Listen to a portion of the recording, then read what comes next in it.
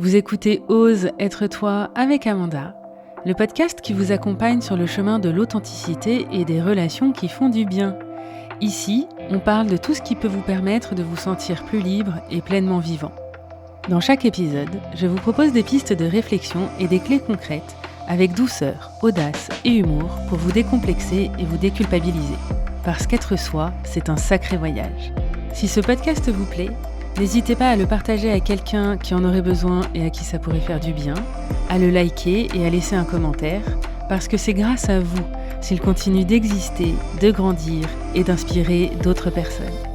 Allez, c'est parti. Bonne écoute. Bonjour à toutes et à tous et bonne année. Alors il est un peu tard pour vous la souhaiter, mais je n'ai pas eu le temps de le faire encore au travers de ce podcast. Alors je vous souhaite mes meilleurs vœux pour l'année 2026, qu'elle soit remplie de joie, de douceur, d'amour, de tout ce que vous souhaitez pour vous. C'est une question que je pose souvent à la nouvelle année, c'est qu'est-ce que je peux vous souhaiter ou te souhaiter ? Et bien ce que tu te souhaites à toi, je te le souhaite aussi. Voilà. Alors si j'ai pas eu le temps d'enregistrer un épisode, c'est parce que pour ceux qui suivent mes péripéties sur Instagram, je suis partie au Népal, en trek au Népal. C'était mon challenge. Et c'était absolument incroyable. C'était éprouvant physiquement. Ça m'a demandé d'aller puiser dans des ressources, d'aller puiser loin parce qu'il y a eu des moments difficiles physiquement parlant. Et puis, c'était un défi sur plein d'autres plans. Et je vous en parlerai dans un épisode, mais j'ai besoin de laisser tout ça décanter, infuser, retomber tranquillement parce que ça a été un voyage tellement bouleversant que j'ai encore besoin de m'approprier les choses. Mais c'est certain que au fur et à mesure, de toute façon, ça va transparaître dans ce que je vais vous dire parce que d'un point de vue philosophique, spirituel, personnel, c'était vraiment très riche. Ça m'a fait beaucoup réfléchir. Ça m'a permis aussi d'avoir à la fois des prises de conscience et aussi des déblocages émotionnels, affectifs. Et j'ai envie de vous parler de ça. Donc ça viendra. N'en doutez pas. Voilà. Et merci pour tous vos messages qui m'ont énormément touchée parce que j'ai partagé tout ça sur Instagram. Chaque jour, je vous mettais des stories et j'ai eu à la fois beaucoup de mots de soutien, d'encouragement, et puis aussi de remerciements, de gratitude parce que apparemment ces stories-là, elles vous faisaient voyager avec moi. Et alors je me suis dit que j'avais peut-être un avenir dans les voyages, de faire des reportages sur les voyages. Si j'avais le temps, ce serait bien. Mais comme vous allez le voir, il y a beaucoup de choses qui prennent place ici. Donc je pense que ce sera dans une autre vie. En tout cas, plus sérieusement, merci beaucoup de tous vos retours, de tous vos messages. Ça m'a énormément touchée. Alors, comme je vous le disais, je suis rentrée et en fait, il y a tout qui s'est enchaîné. La grosse nouvelle, quand même, c'est que la semaine dernière a eu lieu la première de Oser parler d'amour, l'émission en direct où j'invite des gens pour parler d'amour sur plein de thèmes différents et variés. Vous allez voir, j'ai déjà des invités programmés jusqu'en mars et des gens qui m'inspirent énormément. Donc, ça promet d'être riche. Et puis, ce sera suivi de coaching en direct.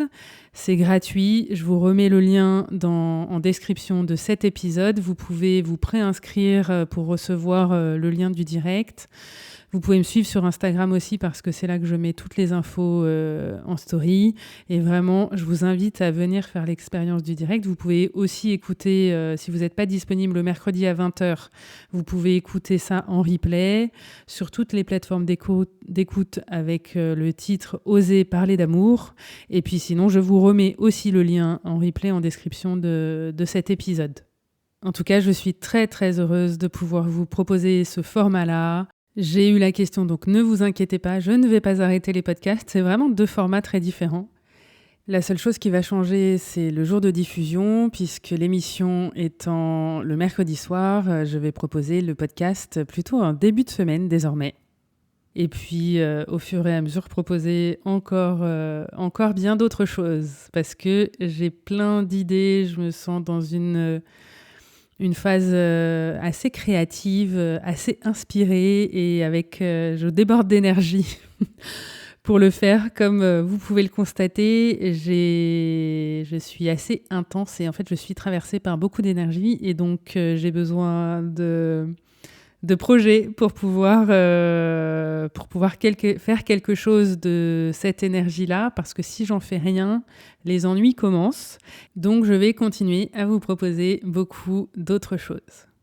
Et alors, l'année dernière, je vous ai partagé un rituel que j'ai en début d'année et qui est de choisir un mot qui accompagnera mon année. Je vous proposais d'en faire de même et je serais ravie vraiment que vous me partagiez le mot qui vous a accompagné en 2025 en commentaire de cet épisode ou sur Instagram, dans l'espace où vous voulez, ou par message, ou peu importe. Je serais ravie de savoir quel mot vous aviez choisi et ce que ça vous a apporté. Et le mien, puisque en plus on me l'a demandé, je vois qu'il y en a qui suivent et qui n'avaient pas oublié. Le mien, c'était le mot « image ». Pourquoi ce mot ? Alors, comme vous le voyez avec les podcasts, ce que je publie sur Instagram, l'émission, je suis amenée à être de plus en plus visible et à m'exposer de plus en plus. Et donc, forcément, ça vient me questionner sur mon image, ou en tout cas, c'est venu me questionner là-dessus. Quelle image je donne de moi ? Quelle image je renvoie ? Qu'est-ce que je montre ? Et c'est venu me fragiliser aussi à certains endroits, parce que j'ai jamais eu... en tout cas, j'ai eu beaucoup de difficultés justement avec mon image, avec le regard que je posais sur moi, avec le regard des autres. Et au début de 2025, j'en avais marre je vais le dire familièrement, mais de me prendre la tête avec mon image, de refaire des vidéos parce que ça ne m'allait pas,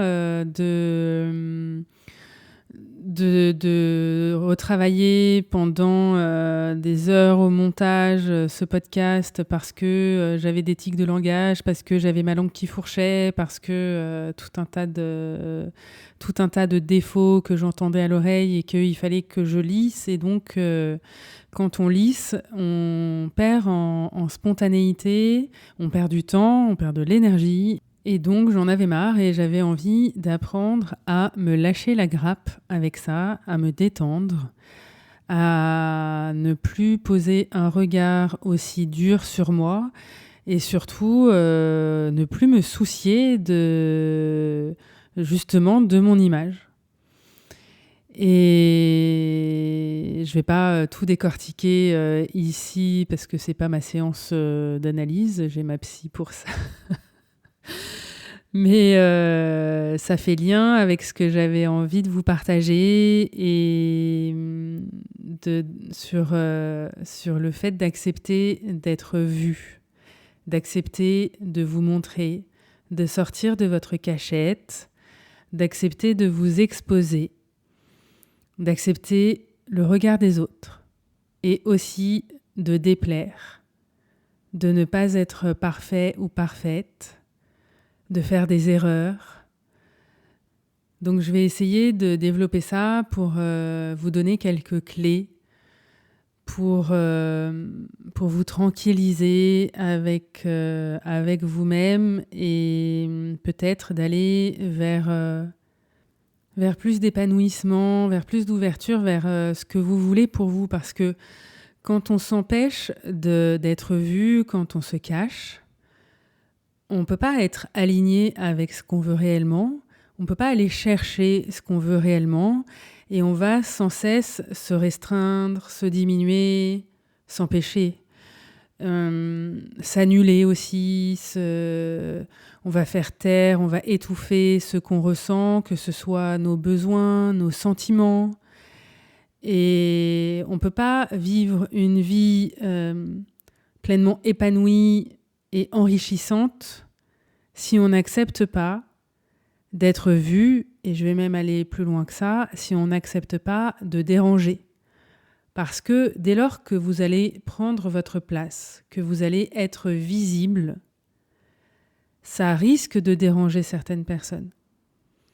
Et tant que vous ne voulez pas faire de vagues, pas déranger, que tout soit parfait, comme ce que je vous dis, ce dans quoi je pouvais être, et ce dans quoi je me surprends encore parfois, je me prends la main dans le sac, on ne peut pas aller vers soi et vers se créer une vie sur mesure. Le titre de ce podcast, c'est « Ose être toi ». Et oser être soi, c'est commencer à accorder moins d'importance et de place au regard des autres. Et pour ça, il y a une clé qui m'a beaucoup aidée, qui est que quoi que je fasse, il y a des gens à qui je vais plaire, sans raison particulière, ça ne s'explique pas. Et il y a des gens à qui je vais déplaire, sans raison particulière, parce que ça ne s'explique pas. Et tant que je ne m'autorise pas à déplaire, je ne peux pas réellement plaire. Et c'est douloureux de déplaire, c'est douloureux quand on ne nous accorde pas sa confiance, du crédit, quand on nous suit pas dans nos aventures, quand les gens en face ne suivent pas notre élan, quand bien sûr que ça peut être très douloureux.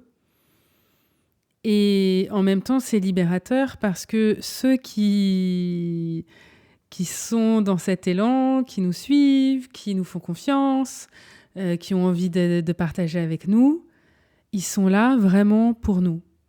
Ce qui est très triste quand on se contorsionne, quand on met un masque, quand on fait semblant, quand on se suradapte, quand on fait le caméléon, c'est que quand on va plaire, il y a le revers de la médaille, le retour du bas de fond, qui est « Ah ouais, mais s'il savait vraiment comment je suis, il m'aimerait pas ».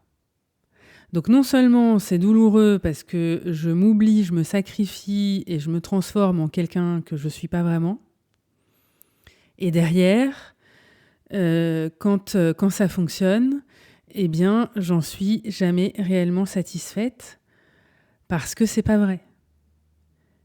D'être dans son authenticité, dans sa spontanéité, de se lâcher la grappe, ça permet d'être entouré de personnes qui sont là pour les bonnes raisons et qui sont là pour nous réellement.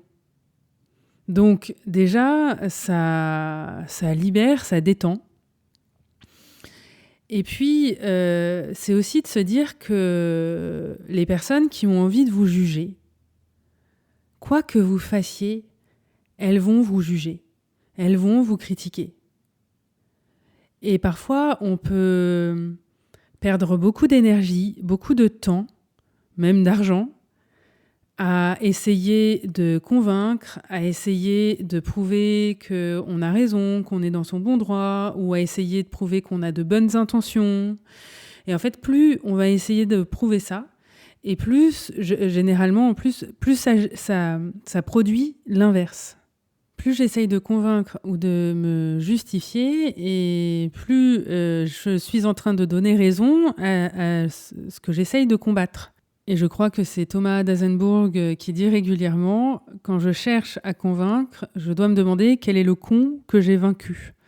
Et en fait, c'est un peu cette idée-là, c'est que c'est une fausse route de vouloir convaincre. Alors, ce que je dis, moi, souvent à mes patients, c'est plus j'essaye de montrer, par exemple, que je suis pas folle, et plus je vais passer pour une folle ou pour une hystérique.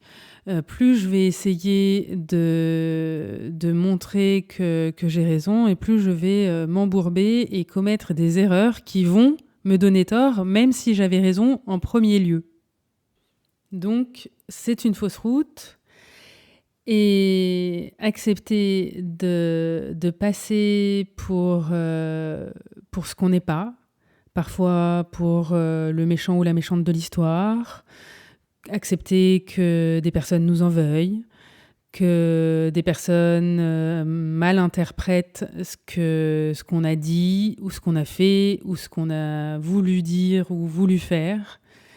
C'est aussi se libérer et arrêter de jouer à un jeu qui peut parfois être très malsain, parce qu'en plus, souvent, ce qu'on voit pas, c'est qu'il y a un jeu psychologique derrière ça.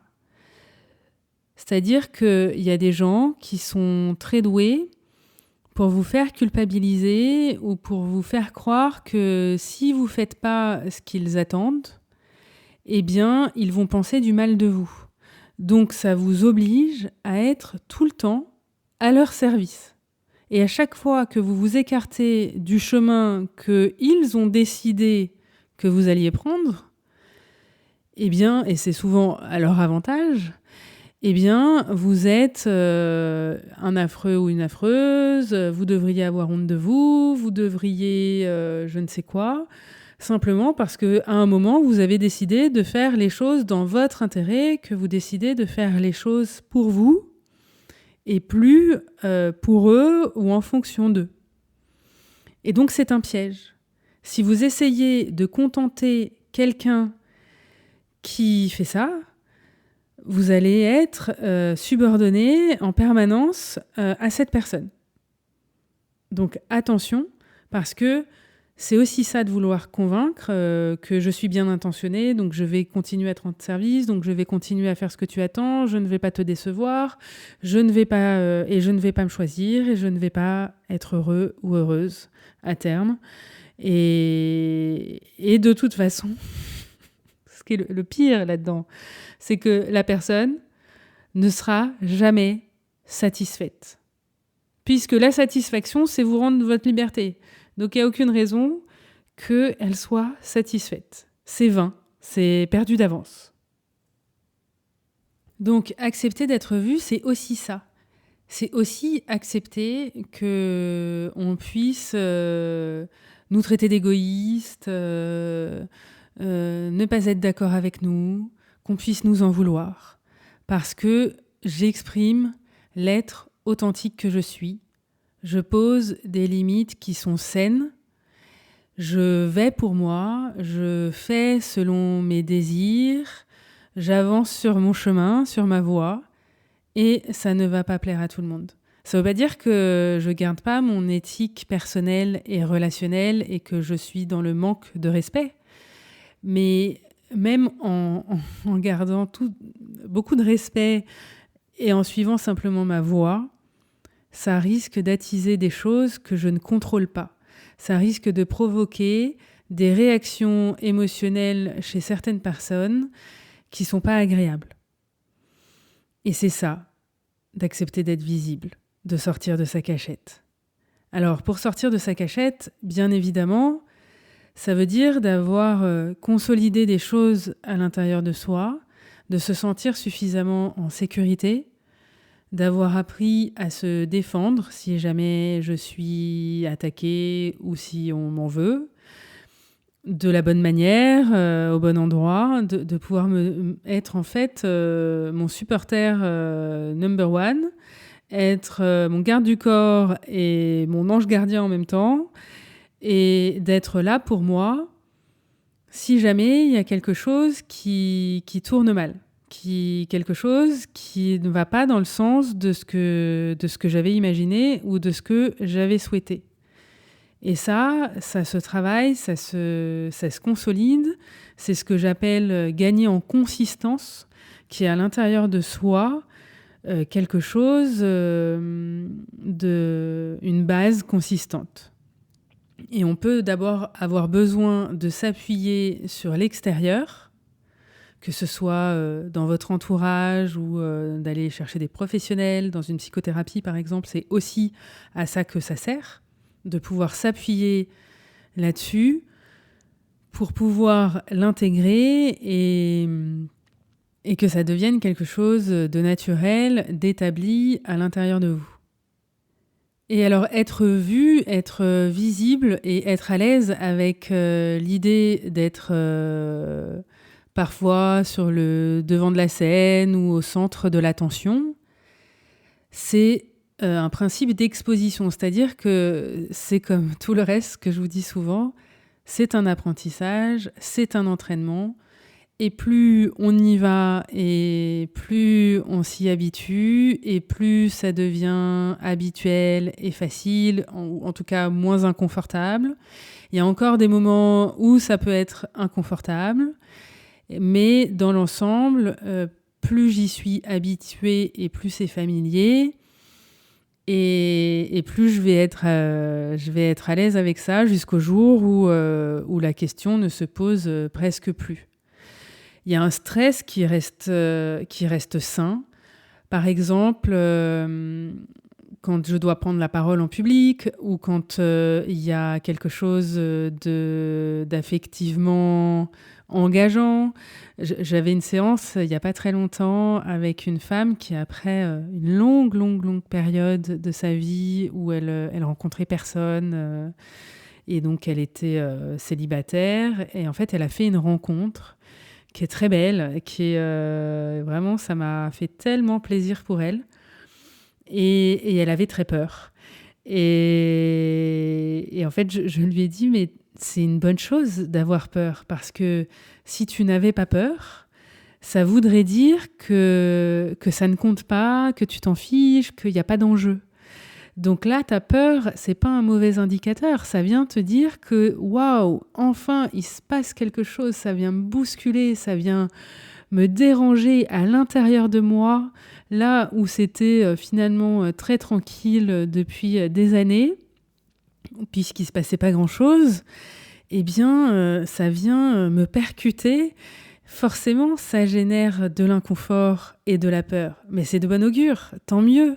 Et tout ce que je lui souhaite, c'est de pouvoir savourer ce sentiment délicieux-là. L'amour, ça vient nous confronter, ça vient nous bousculer, nous mettre dans des choses, c'est presque à la limite parfois du désagréable. Et après, évidemment, ça va être ma capacité à réguler mon système nerveux dans ces situations qui va me permettre de mieux les supporter, de les traverser, d'en profiter, parce que ce soit, si je reprends mes deux exemples, la prise de parole en public, le trac lors de la prise de parole en public, ou quand vous devez monter sur scène, faire une représentation, que ce soit pour de la musique, du théâtre, etc., ou le début d'une relation amoureuse, eh bien, le but quand même, c'est d'en profiter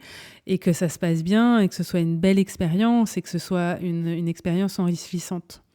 Le stress, ça sert aussi à venir mobiliser tout ce dont vous avez besoin dans ce moment-là. Et c'est ce qui décuple derrière la satisfaction, la fierté, le plaisir, la joie, le partage, etc. J'ai envie de vous partager une situation aussi, et c'est une patiente que je connais depuis longtemps maintenant, qui a bien espacé ses séances parce qu'elle a moins besoin, et on fait des réajustements réguliers. et pour qui j'ai beaucoup d'affection pour tout le chemin qu'elle a fait. Et je sais qu'elle écoute mes podcasts, donc je la salue, elle se reconnaîtra. Et en fait, elle a vécu du harcèlement scolaire et puis d'autres choses dans sa vie qui ont fait qu'elle voulait plus se montrer, elle voulait plus rayonner. Du coup, elle se restreignait parce que prendre le risque d'être vue, c'était à nouveau prendre le risque qu'on se moque d'elle, qu'on tourne ça au ridicule, qu'on lui fasse du mal et qu'au final, elle soit blessée. Et puis, elle a beaucoup, beaucoup avancé. Et dernièrement, dans le cadre professionnel, elle a fait des prises de parole en public. Ça a été crescendo là, ces derniers mois. Et elle m'a envoyé une vidéo qui a été publiée sur les réseaux où elle est filmée, où on la voit, et elle avait très, très peur du jour. En fait, on se voyait la veille du jour où c'était publié sur les réseaux. Et elle me l'a envoyé parce que je lui ai demandé de me la partager. Et elle est rayonnante. C'est très pro, c'est très bien filmé, c'est très bien mis en scène et c'est intéressant. On dirait un soleil à l'écran. Elle est très belle et il n'y a rien dont on pourrait se moquer. Il n'y a pas de gênance parce qu'elle avait peur d'être gênante. Il y a rien de tout ça. Donc je l'ai évidemment félicitée. Pour moi, c'est une forme de réussite d'arriver à se montrer et puis de le faire de cette manière-là en plus. Et donc, ce que je lui ai dit, parce qu'elle avait très peur donc, que ça se répète, que l'histoire se répète, que le harcèlement, les rumeurs, etc. se répètent, je lui ai pas dit « personne ne va se moquer, personne ne va vous trouver ridicule, personne ne va vous juger ». Moi, je peux pas dire ça. Et en plus, ce serait pas vrai de dire ça parce que il y aura toujours quelqu'un pour dénigrer, pour annuler. En revanche, ce que je lui ai dit, c'est ce dont je suis persuadée, c'est qu'il n'y a que ceux qui ne font rien qui se permettent d'être irrespectueux, irrévérencieux, qui se permettent de ridiculiser les autres, de rabaisser les autres. Parce que quand on a soi-même fait le chemin, quand on entreprend des choses, même ceux qui n'ont pas encore avancé, qui n'en sont pas au même stade que nous, qui n'ont pas acquis autant de compétences, d'aisance, eh bien, on ne peut pas les dénigrer parce qu'on est soi-même passé par là, on sait ce qu'il en coûte, on sait ce que ça fait que de faire ce chemin-là, de marcher avec ses pieds pour faire ça. Et donc, ceux qui vont nous dénigrer, ce sont ceux qui font rien, qui restent dans leur salon. C'est facile de faire ça depuis son salon. Et puis, la deuxième chose, c'est que quand bien même certains jugeraient, parce que dans le lot, il va y avoir des gens qui jugent, encore une fois, vous ne pouvez pas les empêcher. Aujourd'hui, vous n'êtes plus l'enfant ou l'ado sans défense. Et donc, ça fait plus la même chose. Oui, c'est très désagréable. Oui, ça active. Oui, ça va faire mal au ventre pendant quelques jours. Et en même temps, eh bien, on peut traverser ça et on voit qu'on survit à ça et que ça va. Tout ne s'effondre plus. Toute notre vie ne s'effondre plus. Il y a des ressources autour s'il y a besoin. Il y a des ressources à l'intérieur aussi qui nous permettent de traverser. Donc, ça peut pas être pareil, ça peut pas être la même chose.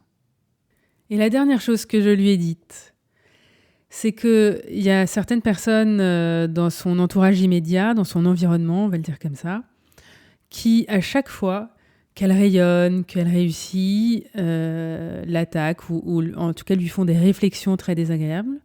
Et ce que je lui ai dit, c'est que pour cette personne-là, en fait, au lieu de subir des réflexions désobligeantes, eh bien, c'est de se dire « Ah tiens, Super, cette personne m'a fait une réflexion désobligeante, c'est que je suis sur la bonne voie pour moi, parce que en fait, à chaque fois que je suis élégante, eh bien, cette personne est en rivalité avec moi, dans l'envie, dans la jalousie, elle ne le supporte pas.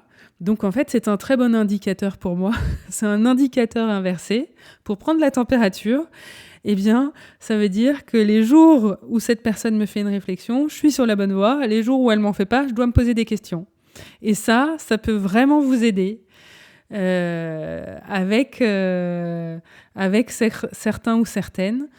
Vous pouvez savoir si vous êtes en train de faire ce qu'il faut ou pas pour vous, en fonction de ce qui vous est dit ou de comment ça réagit. Pour conclure, alors, ce mot « image » m'aura beaucoup apporté. Ce qui est certain, c'est que je vais de plus en plus avancer sans me soucier de si ça dérange ou pas. Je ne serai plus sage comme une image, parce qu'une image, c'est lisse, c'est froid, c'est en 2D, et que je préfère, comme vous le savez, le mouvement, la spontanéité, l'authenticité, et ça implique d'accepter, de pouvoir se tromper et de recommencer autant de fois que nécessaire tant qu'on n'a pas atteint notre but. Et je vous promets de ce fait une année qui va être riche à passer ensemble, qui va être pleine de challenges, de défis, de nouveautés, parce que, c'est ce que je me souhaite à moi. Voilà. Pour terminer, je voudrais vous partager une citation, un peu plus longue. Et ça, vous voyez, par exemple, je ne vais pas le couper au montage. Je vais me faire le plaisir de vous laisser mon erreur de langage. Et donc, je vais vous faire une citation plus longue que d'habitude de Marianne Williamson, qui est une autrice américaine engagée politiquement, qui est très inspirante. Et je vais vous lire un extrait tiré d'un de ses ouvrages et qui est assez connu et qui est souvent attribué à tort à Nelson Mandela, mais il n'en est rien. C'est bien Marianne Williamson, et alors vous verrez qu'il y a un côté spirituel. Prenez pas les mots au pied de la lettre, prenez ce que ça fait résonner en vous, adaptez comme vous le souhaitez pour que ça vous parle mieux. En tout cas, le fond est vraiment très inspirant. Donc, notre peur la plus profonde n'est pas que nous ne soyons pas à la hauteur. Notre peur la plus profonde est que nous soyons puissants au-delà de toute limite. C'est notre lumière et non nos ténèbres qui nous effraient le plus. Nous nous demandons « Qui suis-je pour être brillant, magnifique, talentueux et fabuleux ?»